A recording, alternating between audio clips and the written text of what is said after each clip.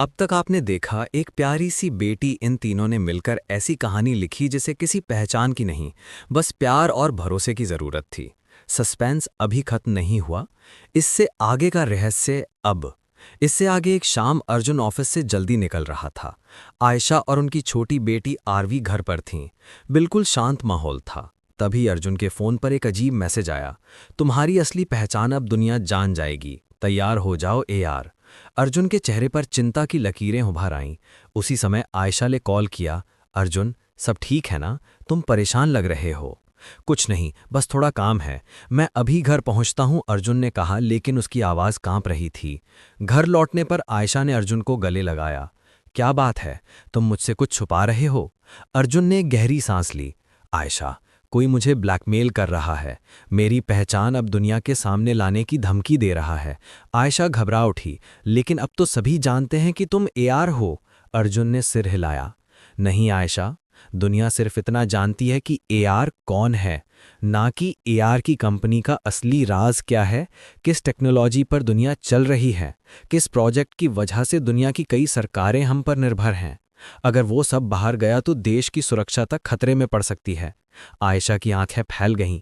मतलब यह सिर्फ बिजनेस का नहीं, राष्ट्रीय स्तर का मामला है। अर्जुन, हाँ, और मुझे शक है कि यह कोई अपना ही है। दुश्मन का प्रवेश। विक्रांत मेहरा। अगले दिन बोर्ड मीटिंग में एक नया चेहरा दिखाई दिया। विक्रांत मेहरा, आयशा का चचेरा भाई, वही जो कभी आयशा से शादी करना चाहता था और अर्जुन से ईर्ष्या करता था। वो अर्जुन को देखकर हल्का मुस्कुराया। हाँ, अरे तो ये हो तुम, दुनिया के मशहूर AR, गरीब बनकर खेलने वाला राजकुमार। अर्जुन ने तीखे स्वर में कहा। तुम यहाँ क्या कर रहे हो? विक्रांत ने फाइल मेज पर पटकी। क्योंकि अब मैं तुम्हारा बिजनेस पार्टनर हूं। मेरे पिता ने कंपनी में करोड़ों का इन्वेस्टमेंट किया है। आयशा गुस्से से बोली। तुम्हारी हिम्मत कैसे हुई? तुम्हें पता है जो तुम कर रहे हो वो मजाक नहीं है। विक्रांत ने ठंडी हंसी हंसी। अरे बहन, प्यार तो तुमने मुझे नहीं दिया, चलो तुम्हारे पति की कंपनी ही सही। अर्जुन समझ गया कि यही वो व्यक्ति है जो उसकी पहचान उजागर करने की धमकी दे रहा है। सस्पेंस गहराता है। दफ्तर में साइबर अटैक, कंपनी के मुख्य सर्वर रूम में तोड़फोड़, अर्जुन के लैपटॉप से डेटा चोरी करने की कोशिशें, यह सब कुछ लगातार होने लगा। एक रात अर्जुन और आयशा सो रहे थे। तभी अचानक घर की बिजली गुल, दरवाज़ा जोर से खुला और एक नकाबपोश आदमी कमरे में घुस आया।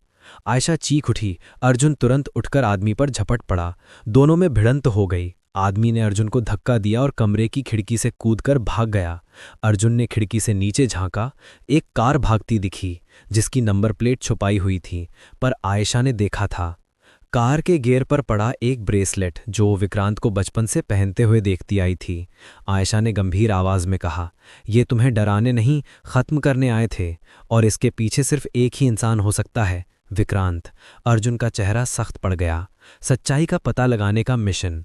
अर्जुन ने अपने सबसे भरोसेमंद कर्मचारियों की एक गुप्त टीम बनाई, टीम शैडो 07। आयशा भी अब इस मिशन का हिस्सा बन गई। उसी रात टीम को एक महत्वपूर्ण जानकारी मिली। विक्रांत किसी विदेशी संगठन को अर्जुन की कंपनी की वो तकनीक बेचने वाला था जो देश की सुरक्षा से जुड़ी थी। सस्पेंस अभी खत्म नहीं हुआ। इससे आगे का रहस्य अब अगली वीडियो में खोलेंगे। जब तक आप बने रहिए।